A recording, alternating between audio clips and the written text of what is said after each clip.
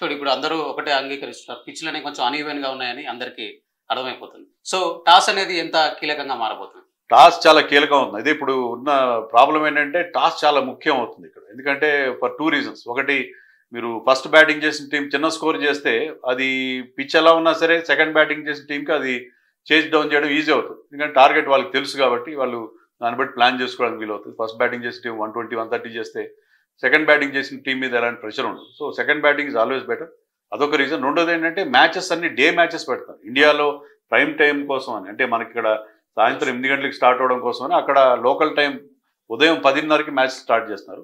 So ఉదయం 10:30 అంటే అక్కడ మీకు కొంత ఫ్రెష్నెస్ ఉంటుంది. మార్నింగ్ ఫ్రెష్నెస్ వల్ల బాల్ స్వింగ్ అవుతుంది. సో మొదటి 3-4 ఓవర్లో వికెట్లు పడడం అనేది కూడా మనం చూస్తాం. సో టాస్ చాలా కీలకం. టాస్ గెలిచిన కెప్టెన్ ఎవరైనా సరే వితౌట్ ఎనీ డౌట్ బౌలింగ్ తీసుకునే అవకాశం ఉంది. కాబట్టి టాస్ ఈ మ్యాచ్లో చాలా కీలకం. That is unfortunate. ఎందుకంటే కీలకమైన మ్యాచ్లో టాస్ మీద డిపెండ్ అవ్వడం అనేది చాలా చాలా అన్ఫార్చునేట్. ఓకే. సో అంటే ఏ మ్యాచ్ ముందైనా సరే గత రికార్డులు అనేది చాలా ఇంపాక్ట్ చూపిస్తుంటే చాలా ప్రెషర్ ఉంటుంది. సో గతంలో వరల్డ్ కప్ సంబంధించినటువంటి రికార్డుల ప్రభావం ఈ మ్యాచ్ పైన ఏమైనా ఉంటుందంటారా? లేదంటే ఇది ఫ్రెష్ మ్యాచ్ లాగా ట్రీట్ చేసేటువంటి అవకాశం ఉండాలని మనం కోరుకుందాం. ఎందుకంటే ఇండియాకి మంచి రికార్డు ఉంది కాబట్టి. ఎందుకంటే 7 మ్యాచ్లు ఆడితే దాంట్లో మనం 5 మ్యాచ్లు గెలిచాం, ఒక మ్యాచ్ టై అయింది. ఆ టై కూడా మనం గెలిచాం. 2007లో బౌల్అవుట్ జరిగింది, ఎప్పుడు లేనట్టుగా ఆ బౌల్అవుట్లో మనం గెలిచాం. సో 6 సార్లు మనం ఒక్కసారి 2021లో మాత్రం వాళ్ళు గెలిచాం. సో అది ఆ ప్రభావం ఉంటే అది మన టీంకి ఆ కాన్ఫిడెన్స్ ఇస్తుంది. అన్నీ కూడా ఒకసారి మ్యాచ్లోకి వెళ్ళే బరిలోకి దిగేంత వరకే ఇవన్నీ ఆ ఫీలింగ్స్ ఉంటాయి. ఒక్కసారి వెళ్ళిన తర్వాత మ్యాచ్లో you have to face the bowler, అంతే కదా. అంటే ఈ మ్యాచ్ కూడా చూసుకున్నట్లయితే నిజంగా టై అంటే బాగా థ్రిల్లింగ్గా జరిగేటువంటి అవకాశం ఇప్పటికే గతంలో అంటే ఈ సీజన్లో చూసుకుంటే 2 మ్యాచ్లు సూపర్ ఓవర్ వరకు కూడా వెళ్ళాయి. సో అలాంటి అవకాశాలు ఏమైనా ఉన్నాయి సార్? థ్రిల్లింగ్గా జరుగుతుందా లేదా అనేది పిచ్ మీద డిపెండ్ అవుతుంది. ఎందుకంటే పిచ్ విషయంలో చాలా జాగ్రత్తలు తీసుకుంటున్నారని మనకు వార్తలు వస్తున్నాయి. పిచ్ కనుక నార్మల్ పిచ్ ఉంటే థ్రిల్లింగ్ మ్యాచ్ వచ్చే అవకాశం. అలా కాకుండా ఒక టీం 80-90 రన్స్ చేస్తే ఆల్అౌట్ అయితే మీకు మ్యాచ్ థ్రిల్లింగ్గా ఉండే అవకాశాలు చాలా తక్కువ. అంటే ఆ మ్యాచ్ కూడా సెకండ్ టీం కూడా వికెట్స్ కోల్పోవచ్చు. కానీ ఎప్పుడైతే ఫస్ట్ టీం చాలా చిన్న స్కోర్ చేస్తుందో మీకు సెకండ్ బ్యాటింగ్ చేసే టీంకి అడ్వాంటేజ్ ఉంటుంది. సో పిచ్ కనుక నార్మల్గా ఉంటే మీరు అన్నట్టుగా థ్రిల్లర్ వచ్చే అవకాశం ఉంది. మనం మెల్బోర్న్లో అదే చూసాం. మెల్బోర్న్లో విరాట్ కోహ్లీ లాస్ట్ 2 ఓవర్స్లో బిగ్ షాట్స్ కొట్టగలిగాడంటే పిచ్ చివరి వరకు కూడా అదే రకంగా ఉండడం వల్ల అది సాధ్యమైంది.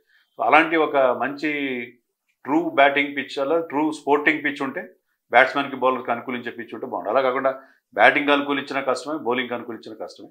సో పిచెస్ విషయంలో అంటే అమెరికాలో టోర్నమెంట్ జరపాలి, అక్కడ గేమ్ను ప్రమోట్ చేయాలని అనుకున్నారు కానీ తగిన ఏర్పాట్లు చేయలేదు ఐసీసీ కానీ అక్కడ లోకల్ అసోసియేషన్స్ కానీ అని మనకు అనిపిస్తుంది. ఓకే. అంటే ఇప్పటివరకు ఈ వరల్డ్ కప్లో పెద్ద టీంల మధ్య మ్యాచ్ జరగలేదు. ఇదే ఫస్ట్ పెద్ద టీంల మధ్య మ్యాచ్ అనుకోవచ్చు. సో దీంట్లో అయినా కనీసం ఫ్యాన్స్ ఎక్కువగా భారీ స్కోర్ ఎక్స్పెక్ట్ చేస్తున్నారు. నిజంగా అది పిచ్ పైన ఆధారపడి ఉంటుందా లేదంటే ఒక్కొక్కసారి పర్ఫార్మెన్స్ మీద ఆధారపడి? ఫ్యాన్స్ భారీ స్కోర్ ఎక్స్పెక్ట్ చేయడం కాకుండా ఫ్యాన్స్ వస్తారా? ఎందుకంటే ఐర్లాండ్తో జరిగిన మ్యాచ్కి సరిగ్గా క్రౌడ్ రాలేదు.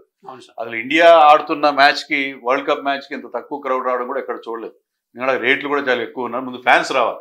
ఫ్యాన్స్ ఇండియా పాకిస్తాన్ మ్యాచ్కి అయితే చాలా పెద్ద డినామినేషన్ టికెట్లు పెట్టారని మనకు వార్తలు వస్తున్నాయి. సో టికెట్స్ అన్ని సోల్డ్ అవుట్ అయినాయి. వస్తారు.